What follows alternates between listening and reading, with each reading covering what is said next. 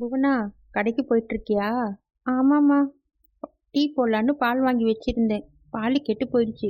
என் வீட்டுக்காரர் ஒரே சத்தம் போடுறாரு. அதான் கடைக்கு போய் பால் வாங்கிட்டு வந்து டீ போடலான்னு போயிட்டுருக்கேம்மா. ம், சரி சரி போம்மா. என்ன பாட்டி காலக்காத்தால வெளியில உக்காந்துட்டு இருக்கீங்க? என்ன விஷயம்? ஒண்ணுமில்ல, சும்மா தான் உக்காந்துட்டு இருக்கேன். ஆமா, நீ எங்க போற? கடைக்கு போறியா? ஆமா, நான் காய்கறி வாங்க மார்க்கெட்டுக்கு போயிட்டு இருக்கேன். ஏம்மா, என்ன விஷயம்? என் உடம்புக்கே முடியல. காய்ச்சல் வர மாதிரி இருக்கு. சமைக்க கூட முடியல. ஒரு 4 இட்லி கடையில் வாங்கிட்டு வந்து கொடுத்தேன்னா நல்லா இருக்கும். ஐயோ, நான் மார்க்கெட்டுக்கு போய் வரத்துக்கு ரொம்ப நேரம் ஆகும். அப்புறம் சட்னி எல்லாம் ஊசி போயிடும். அது நல்லாவும் இருக்காதுமா. நீங்கள் வேற யார்கிட்டயாவது வாங்கிக்கோங்க. நான் கிளம்புறேன், எனக்கு நேரம் ஆகுது. என்ன? சரிம்மா. இப்படி இங்கே தனியாக இருக்கிறதுக்கு போய் உங்கள் புள்ள வீட்டிலே இருக்கலாம் இல்லை?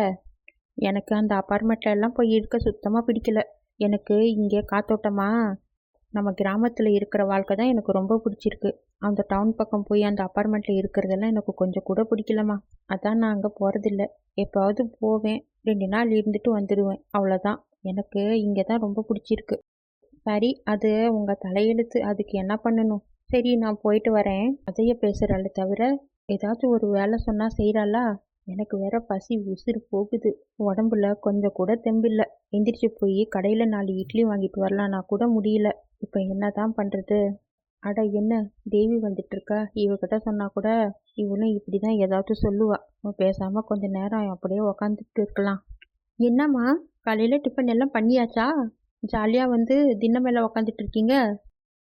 இல்ல தேவி, உடம்புக்கே முடியல. அதான் கொஞ்ச நேரம் இப்படி காத்தோட்டமா வந்து உக்காரலான்னு உக்காந்துட்டு இருக்கேன். அப்படியாம்மா? என்ன, டிஃபன் சாப்பிட்டீங்களா இல்லையா? இல்லம்மா, இனிமேல் தான் சாப்பிடணும். என்ன டிஃபன் பண்ணியிருக்கீங்க? இல்லம்மா, இனிமே தான் போய் ஏதாச்சும் டிஃபன் பண்ணணும். இனிமே போய் டிஃபன் பண்ணி எப்போ சாப்பிட்றது? இருங்க, என் வீட்டில் டிஃபன் இருக்கு, நான் எடுத்துட்டு வந்து கொடுக்குறேன். வேணாம்மா, உனக்கு எதுக்கு சிரமம்? இதில் என்ன சிரமம் இருக்கு? நான் போய் எடுத்துட்டு வரேன், இருங்க.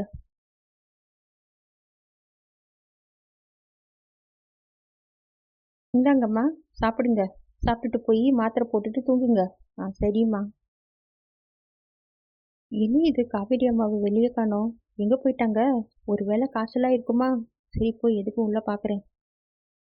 அம்மா, என்ன படுத்துட்டு இருக்கீங்க? உடம்புக்கு முடியலையா? ஐயோ, உடம்பு நெருப்பா கொதிக்குதே. டாக்டர் கிட்ட காமிச்சிங்களா இல்லையா? இல்லைம்மா, இனிமே தான் போகணும். சரி வாங்க, நானே உங்களுக்கு டாக்டர் கிட்ட கூட்டிகிட்டு போகிறேன். இந்த பாருங்கம்மா, இந்த மருந்து மாத்திரையெல்லாம் தவறாமல் சாப்பிடுங்க. அப்போ தான் உடம்பு சீக்கிரமாக குணமாகும். அப்புறம் பத்திய சாப்பாடு தான் சாப்பிடணும். வாய்க்கு ருசியாக இருக்குன்னு காரமாக எதுவும் சாப்பிடாதீங்க. வயிறு எல்லாம் புண்ணாயிடும். நானே உங்களுக்கு கஞ்சி வச்சு எடுத்துகிட்டு வரேன், இருங்க. எதுக்குமா தேவி உனக்கு சிரமம்? அதெல்லாம் ஒன்றும் இல்லை. எங்கள் அம்மா என்ன நான் பண்ண மாட்டேனா? நீங்கள் ஒன்றும் கவலைப்படாமல் தூங்குங்க. இந்தாங்கம்மா, சூடான இட்லி சாப்பிடுங்க.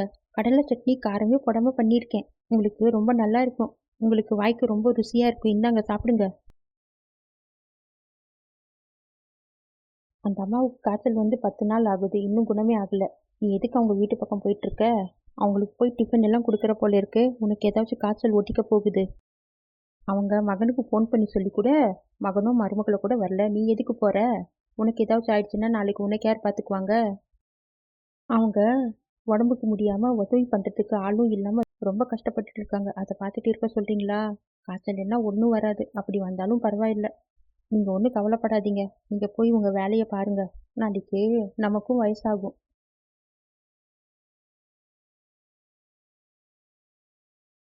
இதை பாரு எப்படி பேசிட்டு போறா. விடுங்கக்கா, காய்ச்சல் வந்து நல்லா அவஸ்தைப்படட்டும், நமக்கு என்ன? அது ஒட்டு காய்ச்சலா தான் இருக்கும். என்ன காவேரி அம்மா, நல்லா குணமாயிட்டீங்க போல. பரவாயில்லையே, முன்ன விட இப்போ நல்லா தெம்பா இருக்கீங்க. இந்த தேவி பொண்ணு இல்லைன்னா நான் செத்தே போயிருப்பேன். எல்லாம் இந்த பொண்ணு தான் காரணம். என்ன பெத்த புள்ள மாதிரி பார்த்துக்கிட்டா. தேவி, இது என்ன கையில பெரிய பெட்டி வச்சிருக்க? அதுவா? அது காவேரி அம்மா கொடுத்தாங்க. இன்னைக்கு எனக்கு பிறந்த நாள். நான் காவேரி அம்மா கிட்ட ஆசீர்வாதம் வாங்க வந்தேன். அவங்க தான் இதை எனக்கு கொடுத்தாங்க.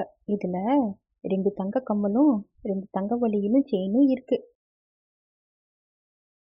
என்னது? தங்க வளையல் தங்க செயினா? ஆமாக்கா. நான் வேணான்னு எவ்வளவு சொன்னாலும் கேட்கவே மாட்டேங்கிறாங்க. பரவாயில்லையே, எங்கே குடு பார்க்கலாம். இந்தாங்கக்கா. அடேங்கப்பா, இது எப்படியும் ஒரு 10 பவுனாவது இருக்கும் இல்ல?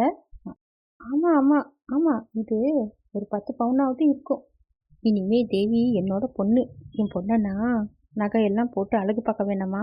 அதுக்காக தான். இனிமே எனக்கு ஒரு பையன் இல்லை, இனிமே எனக்கு 2 பசங்க. தேவி, சாயங்காலம் இந்த நகையெல்லாம் போட்டுட்டு வா, நம்ம கோயிலுக்கு போயிட்டு வரலாம். சரிங்கம்மா. பாத்தியா இந்த தேவி பொண்ணுக்கு வந்த அதிர்ஷ்டத்தை? ம். ஆமாக்கா, இந்த அம்மா அவளுக்கு 10 பவுன் நகை கொடுப்பாங்கன்னு நான் கொஞ்சம் கூட எதிரே பார்க்கலக்கா. தேவிக்கு நல்ல அதிர்ஷ்டம்தான், நமக்கு தான் கொடுத்து வைக்கல.